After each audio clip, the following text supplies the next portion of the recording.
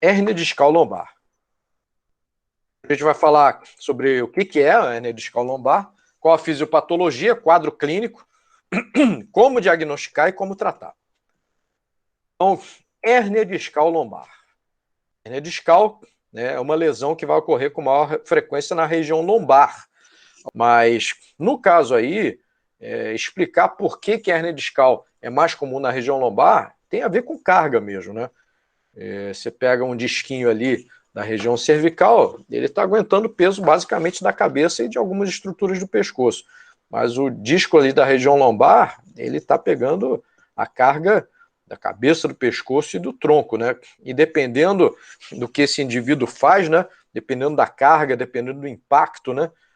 Por exemplo, corredor. Corredor tem mais impacto do que o cara que caminha? Certamente. Né? O impacto na corrida é 3 vezes maior do impacto na marcha.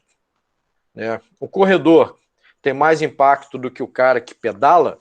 Sim, tem muito mais impacto que o cara que pedala. O cara que faz mountain bike tem mais impacto do que o cara que pedala em pista ou no asfalto, estrada? Certamente, é mais pancada. Né? O cara que pedala tem mais impacto do que o cara que nada? Incomparável, não só pela posição. Além do mais, algumas atividades profissionais, elas trabalham com um componente ergonômico muito ruim. Né? A gente vai mostrar uma figurinha aí que mostra o impacto da posição, se você está sentado, se você está de pé, por exemplo, ou se você está deitado, sobre a pressão em cima do disco, dos discos intervertebrais lombares. Além disso, se você fica curvado, essa compressão, essa pressão sobre o disco aumenta mais ainda.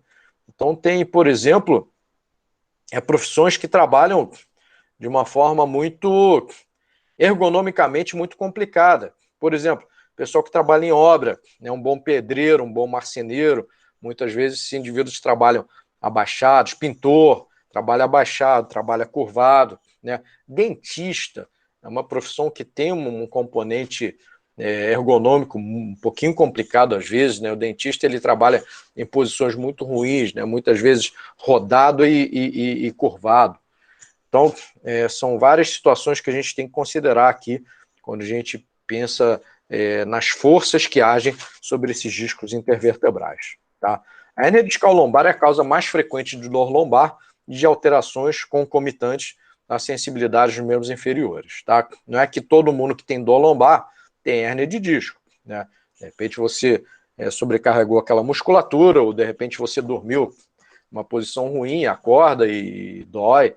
Não é porque você tem dor lombar que você tem hérnia de disco, mas quando você tem dor lombar e alteração de sensibilidade, né, isso provavelmente tem a ver com compressão de raiz nervosa. Aí você provavelmente tem que pensar em hérnia de disco. Tá? Localização mais frequente, não por acaso, é nos discos intervertebrais L4, L5 e L5S1, que são justamente os discos que têm mais carga sobre si. Então, definição da hérnia discal é projeção da porção central do disco intervertebral, núcleo pulposo, né? Vocês devem lembrar da embriologia, né? Tenho certeza que todos lembram bem. Núcleo pulposo, né? É aquela região central ali, né? Que é o único remanescente do notocórdio. Lembro do notocórdio? Pois é, isso tinha ficado escondido em algum lugar do passado, né? Alguma gaveta aí da memória de vocês. Então, o núcleo pulposo é aquela porção central do disco intervertebral, aquela bolinha, né, meio gelatinosa, aquele gel ali, né, que ajuda ali na absorção de impacto, né? Então, quando esse núcleo pulposo ele se projeta para além dos seus limites normais, né, e extravasando ali para a parte externa do disco, que é o ângulo fibroso, você tem hérnia discal lombar.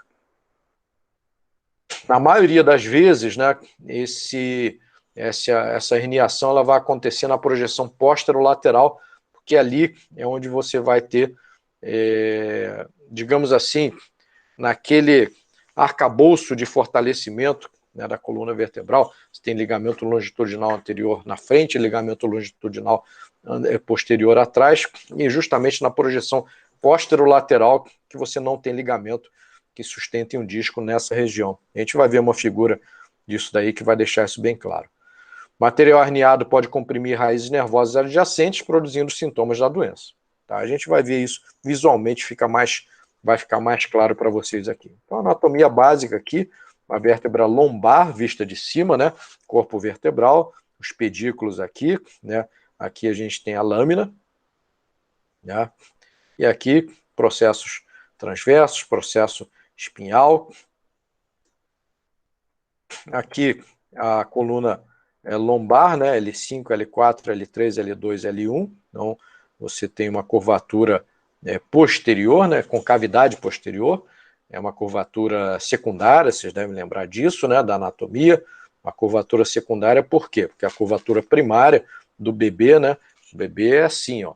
É um grande C, né? Uma grande curvatura única de concavidade anterior. E essa concavidade posterior aí, ela acontece por tração muscular quando o bebê começa a engatinhar e caminhar. E aí você produz essa curvatura de concavidade posterior.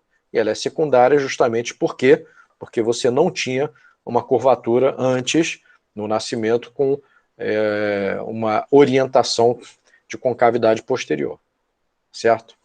Então você tem aqui montadas duas vértebras, né? Você tem lá os dois corpos vertebrais, aqui o conjunto de pedículo com lâmina, né?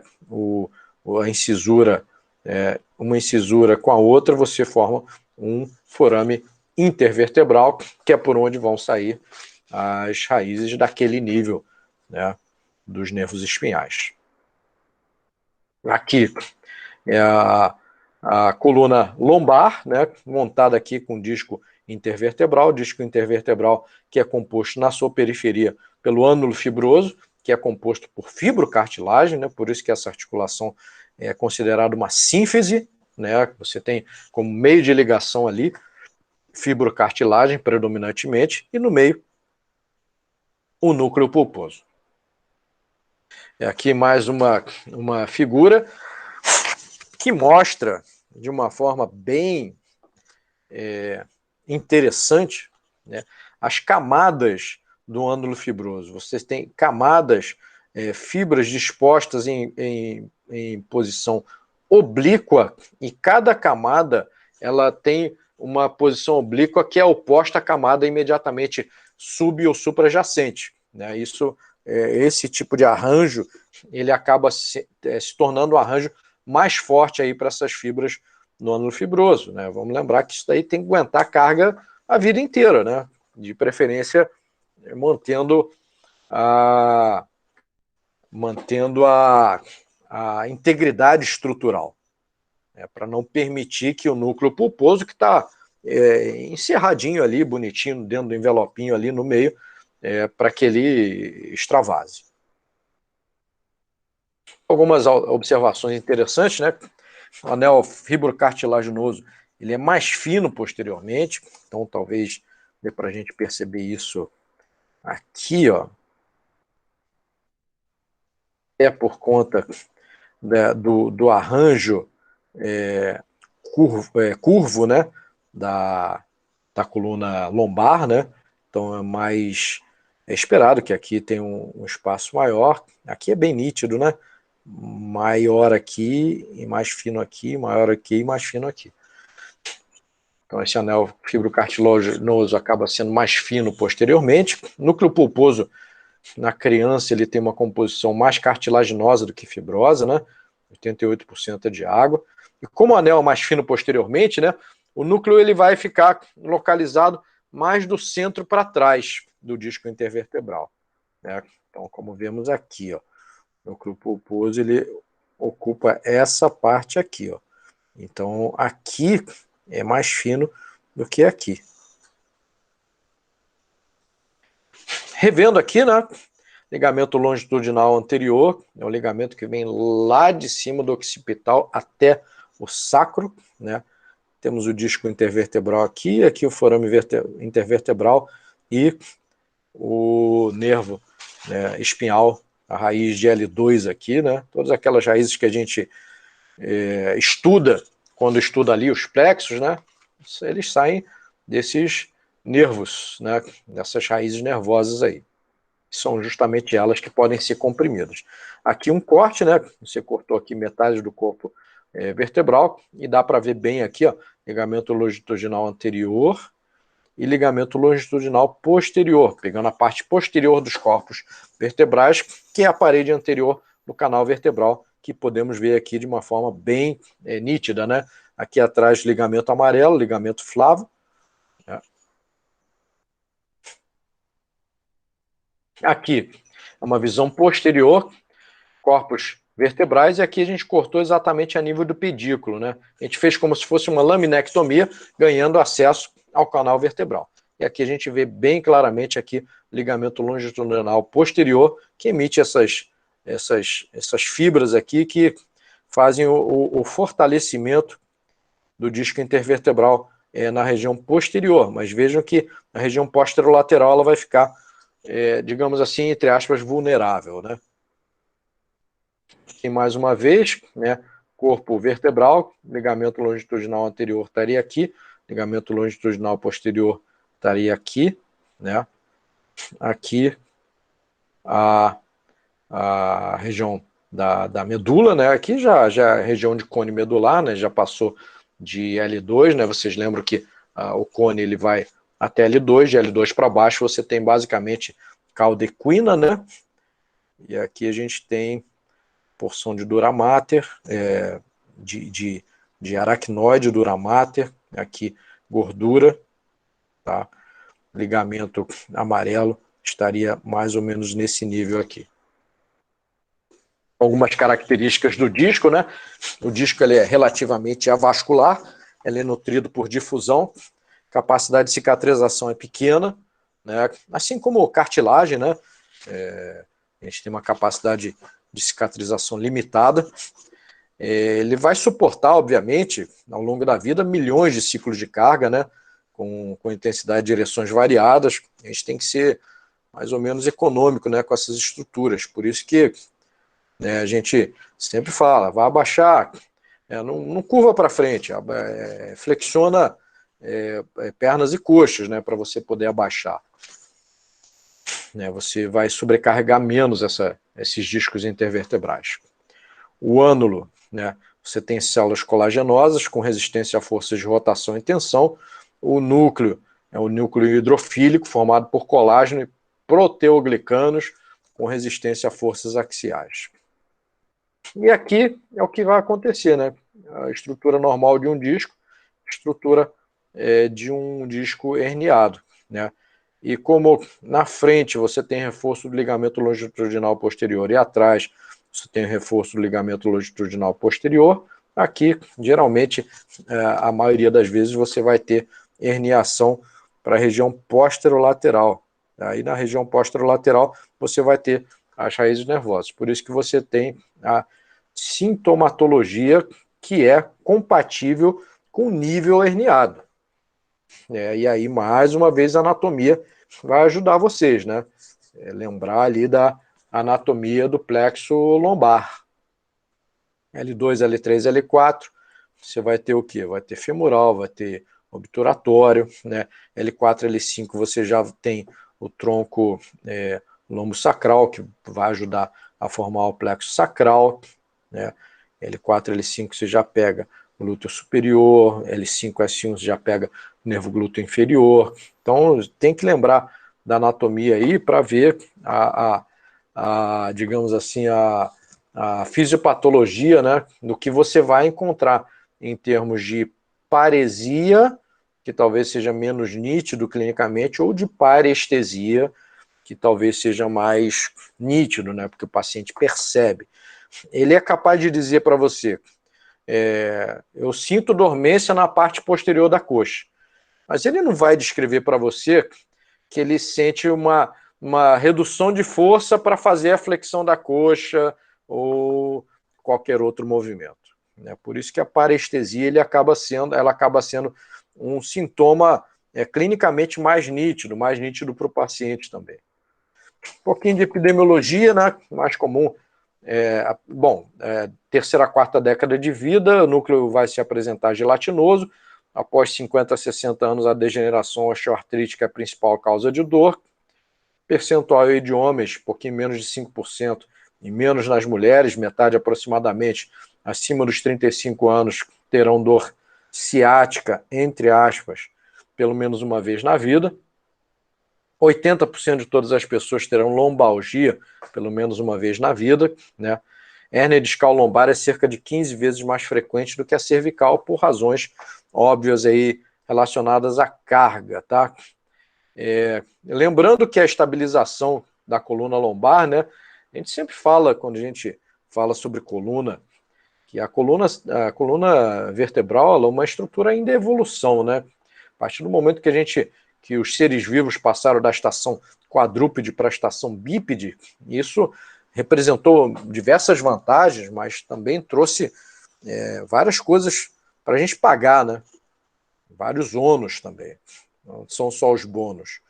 E entre esses ônus, você tem a necessidade de uma musculatura paravertebral, uma musculatura abdominal bem desenvolvida para você ajudar na estabilização dessa coluna vertebral de uma forma geral, mas isso se intensifica na lombar por causa da carga, né?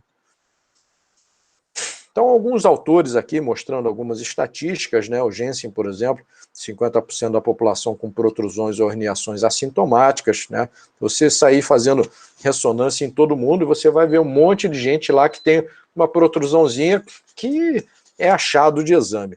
Um outro autor também, Bolden, demonstrou que 30% de uma coorte extensa, sem dor alguma, apresentavam algum grau de herniação discal lombar. Então, são pessoas que fizeram, se você, volto a dizer, se você fizer ressonância, você vai achar hernia de disco, em gente assintomática. Então, ressonância não necessariamente é um fator aí que seja decisivo para um laudo de perícia, por exemplo, né? O aspecto clínico é muito mais importante, por exemplo, para afastamento de atividade profissional. Então, a sequência é essa. Oi. Fala. Alguém abriu aí? Ou foi acidente? Cara, acho que foi minha câmera abrindo sem querer. Desculpa. Tranquilo. Então vamos lá. Opa. Então a sequência é essa: desidrata o núcleo pulposo, degeneração discal, perda da capacidade de distribuição de forças, né, criação de pontos de maior tensão, você acaba tendo ruptura nas camadas do ânulo fibroso e por aquele caminho começa a se exteriorizar o núcleo pulposo até o ponto que possa causar compressão de nervo espinhal. Então, alguns fatores de risco, é mais comum no sexo masculino que feminino, já tínhamos visto isso. Situações que gerem sobrecarga, sejam posturas relacionadas à atividade profissional, esporte. Esporte de alto rendimento, né? A gente sempre diz que é uma coisa que não necessariamente está ligada à saúde. Exercício físico, sim, está ligado à saúde. Esporte de alto rendimento, as pessoas têm o hábito de achar que aquele atleta ele é um cara super saudável. Porra, o cara é atleta, mas não necessariamente a coisa é assim. Porque para o cara ser atleta de alto rendimento, a carga ou o volume de exercício que ele tem que fazer é muito alto. Né? E o exercício a gente compara com um medicamento. Né? Vocês devem ter estudado, não, vocês vão estudar ainda na farmacologia, né? A farmacologia hoje em dia é no 5º período. Corrijam-me se eu estiver errado. E todo medicamento ele tem uma faixa terapêutica, né? Uma faixa de doses.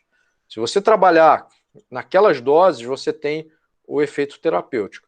Se você tem dose muito baixa, você não tem o efeito terapêutico desejado. Se você ultrapassar a dose máxima, você pode ter um efeito tóxico, entre aspas. Então, o exercício é a mesma coisa. Você tem uma faixa terapêutica, um volume, né, uma duração por sessão, uma frequência semanal, isso compõe, e a intensidade, isso compõe o volume de exercício. Se o volume é muito baixo, eu faço caminhada 5 minutos uma vez por semana, isso não adianta absolutamente nada, né? Agora, se o volume é muito alto, como no caso do atleta de alto rendimento, você pode ter o efeito colateral de sobrecarga, né? E por isso que você pode ter lesões, né, como hernia de disco. Imagine os discos intervertebrais de um jogador de vôlei, por exemplo, né, que durante treinos e jogos ele vai, né, pular daquele jeito que vocês estão acostumados a ver, né, imensas vezes, uma quantidade imensa de vezes. Né? Isso é uma sobrecarga típica, né? Saltadores, ginastas, né? Pessoal da ginástica artística, né? É muita sobrecarga ali, tá certo? E postura, a postura é fundamental, tanto no trabalho, por isso que a ergonomia ela serve, né, para dizer para a gente como que a gente tem que se comportar, né? Você trabalha sentado, digitando o dia inteiro. Se você trabalhar curvado é uma coisa, se você trabalhar numa posição melhor ergonomicamente, você vai sobrecarregar menos as suas estruturas. Idade, óbvio que quanto mais o indivíduo caminhou pela vida, maior a chance dele ter uma hernia discal lombar, né? Obesidade é um fator de risco por razões que me parecem óbvias também, né? Mais carga ali na região lombar.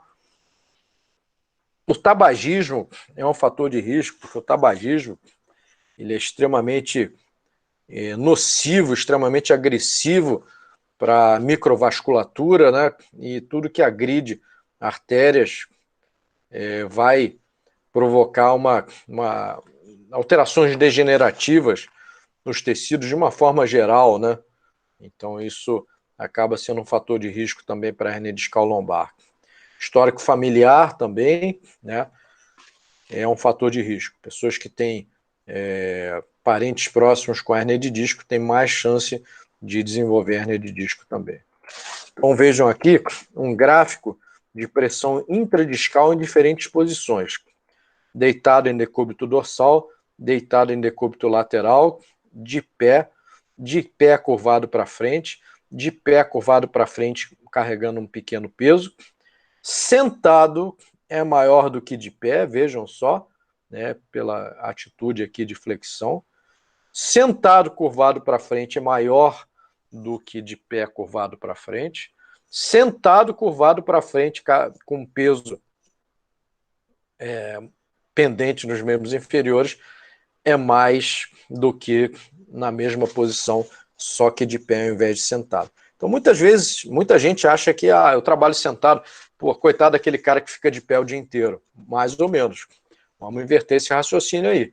Né? Ficar sentado é a pior das posições de trabalho. Tá? Então, a gente tem que ter muito cuidado com a nossa ergonomia, né? Ficar sentado boa parte do tempo é o cotidiano e vai ser o cotidiano de muitos de nós aqui, né? Da turma aí de vocês, né? Ficar de pé também. Então, por isso que o cirurgião ele fica de pé durante várias horas. Se ele ficar de pé curvado para frente, pior ainda. Isso muitas vezes é necessário. Em algumas cirurgias mais delicadas, como oftalmologia, por exemplo, né? Como microcirurgia, o sujeito vai operar sentado, com microscópio, o que acaba fazendo com que ele se curve um pouco para frente, né? O clínico, né, quem trabalha em consultório, é sentado boa parte do tempo. Você levanta para examinar o paciente, você volta para sentar, para digitar lá no teu prontuário, ou para digitar a receita, o relatório, ou o pedido, solicitação de exame para aquele paciente, né? Eu falo digitar porque hoje em dia é rudimentar demais você ficar fazendo isso na mão, né? Então a gente tem que ter muito cuidado aqui. Pessoal de TI, né, que fica sentado o dia inteiro, muitas profissões trabalham de pé o tempo todo, né? Imagine policiais, guardas de trânsito, né, guardas municipais, balconistas. São pessoas que ficam de pé boa parte do tempo, né? Então, essas pessoas todas têm que ter muito cuidado com a sua ergonomia, né? Sabendo que se você fizer exercícios para fortalecer a musculatura paravertebral, para fortalecer a musculatura abdominal, você tem maior estabilidade da sua coluna vertebral e você sobrecarrega menos seu disco intervertebral, seus discos intervertebrais, tá certo? Então a gente tem que estar sempre muito atento a isso. Então, isso é o que acontece, por exemplo, quando você se curva para frente, né? Então, você tem esse tipo aqui de alteração. Mais uma vez aqui, né? Posições tanto de curvatura para frente, flexão, né? Como de flexão lateral também você vai causar. Óbvio que aqui a figura ela exagera um pouquinho, mas o exagero ali é justamente para facilitar a visualização do que acontece. Pior do que flexão ou flexão lateral são essas forças de cisalhamento quando você faz movimentos de rotação junto com movimentos de flexão, né? Por exemplo, quanta gente fica maratonando série numa posição tão ruim quanto essa daqui. Isso daqui é horroroso para a coluna vertebral, é horroroso para os discos intervertebrais, né? Quanta gente fica vendo televisão, assistindo alguma coisa, assistindo a um jogo, né? Trabalhando no computador em posição absolutamente inadequada, essa cadeira tinha que estar em posição mais alta, né? O ideal é que quando você esteja trabalhando no computador, você esteja com um apoio na região lombar, apoio, né, no cotovelo, né, e o teu cotovelo esteja mais ou menos na altura do teu teclado. Esse, do ponto de vista e o teu monitor esteja um pouquinho alto, de tal forma que você não precise ficar com a sua coluna cervical levemente fletida e a cabeça anteriorizada. Isso é o ideal, né? Isso seria um mundo ideal. Então, são estágios do mesmo processo fisiopatológico, doença degenerativa discal, levando à protrusão discal e culminando com a hérnia discal lombar, né? Então, um abaulamento, apenas uma protrusão sem herniação, e aqui rompeu, você tem a herniação, né, com a consequente compressão de raiz nervosa. Então, quadro clínico, dor axial ou dor radicular, né, consequente à compressão de uma determinada raiz de um nervo espinhal. Isso vai levar à parestesia, piora quando está sentado, piora quando retifica a lordose lombar, e isso muitas vezes leva à postura ou uma escoliose antálgica, né, com o objetivo de deixar aquela coluna montadinha naquela posição, porque se sair daquela posição dói. Só lembrando dos dermátomos, né, para a gente ver o que está sendo comprimido. CL2, CL3, CL4, CL5 ou CS1.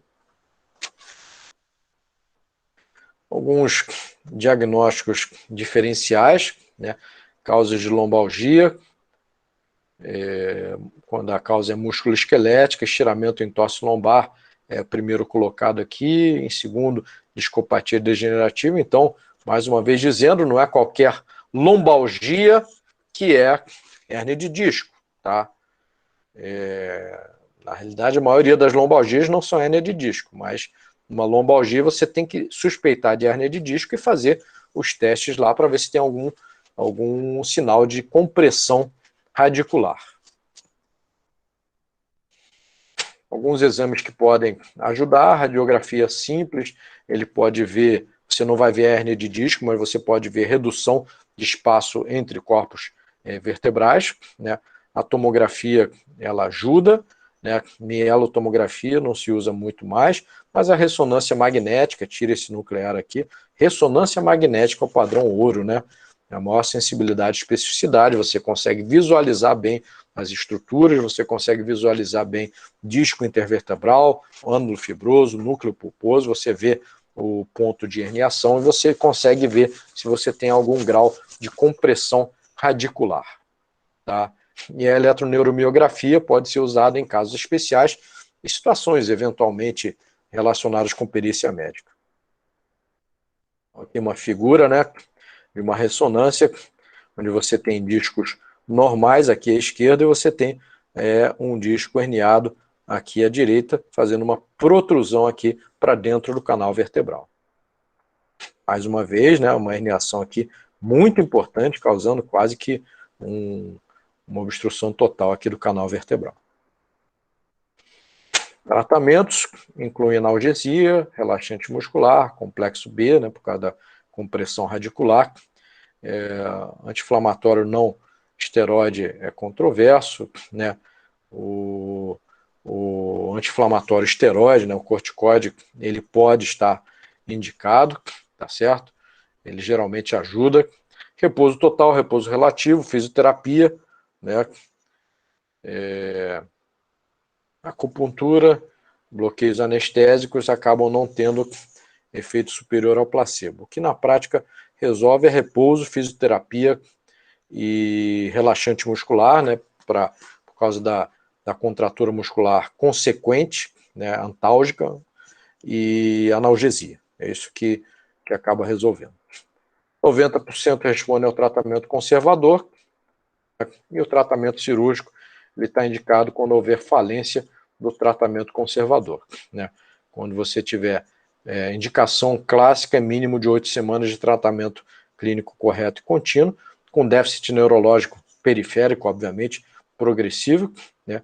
Síndrome da cauda equina, aí é indicação de urgência, ou dor incontrolável ou circunstâncias especiais.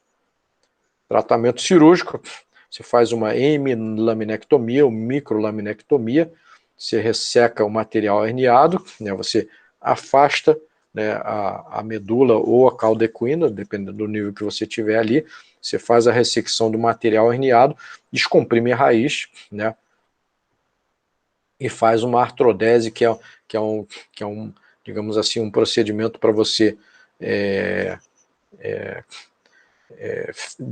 fechar o movimento entre aquelas duas vértebras, né, se você tiver instabilidade ou se você tiver recidiva, tá certo? E tem algumas alternativas minimamente invasivas, que são a nucleoplastia, você faz a plastia daquele segmento de núcleo pulposo que está herniado, né, ou a crionucleólise, tá? São os tratamentos cirúrgicos. Mas a cirurgia para todo paciente que não melhorou após 8 semanas, não. Você tem que contextualizar, individualizar cada situação, aí é a área do cirurgião de coluna, né? Cirurgia de coluna, ela é uma área de atuação que ela é uma interseção entre duas especialidades médicas, a ortopedia e a neurocirurgia. Tem bons cirurgiões de coluna que são ortopedistas e tem bons cirurgiões de coluna com a formação de neurocirurgia, tá certo? Então aqui sinais clínicos, enfim, você tem que ver aqui, existem alguns scores, né, que consideram vários parâmetros, não vamos entrar nesse detalhe aqui. Certo?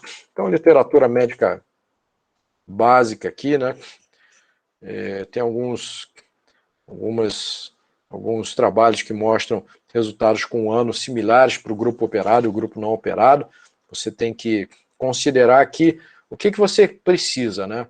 Você tem uma compressão radicular aguda, você tem uma compressão radicular crônica que você tem risco de agravamento de uma lesão, né? Você precisa realmente descomprimir ou é só pela dor, né? Se for só pela dor, né, você tem que olhar o resultado a médio e longo prazo, né? Se o resultado com tratamento conservador e tratamento cirúrgico for o mesmo, não se justifica a cirurgia, né?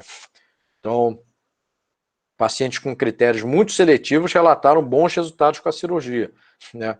Não sei porquê, mas pacientes casados com alto nível educacional, ausência de questões trabalhistas, sintomas progressivos e de longa duração e aspecto emocional favorável foram fatores influentes nos resultados satisfatórios para tratamento cirúrgico, tá?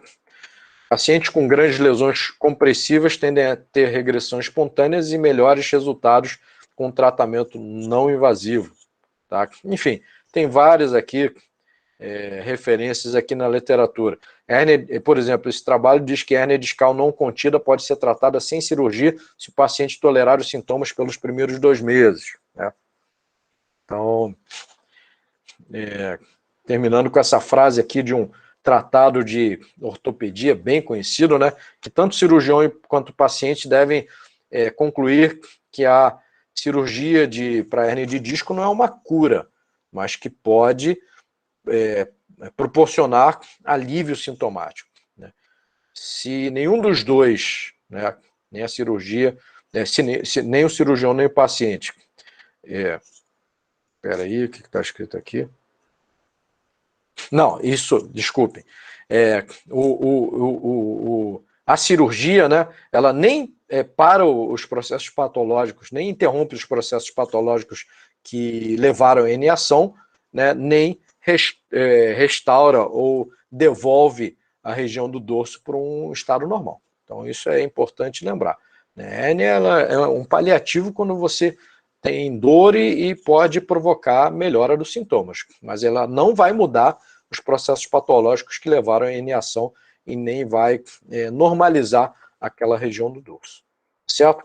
Então, e como conclusão, o tratamento conservador é equivalente ao cirúrgico no longo prazo e é a primeira opção para qualquer paciente. Seleção criteriosa de pacientes é crucial para o bom resultado do tratamento cirúrgico e fundamental, né? Você opera o paciente, você não opera a ressonância. Então, você não vai olhar para a ressonância e tomar decisão com base só nela. Você vai tomar a decisão cirúrgica com base no paciente, no contexto fisiopatológico, no contexto até sociológico, né, antropológico daquele paciente. E tudo bem, você vai usar o exame de imagem como auxílio na tua decisão cirúrgica.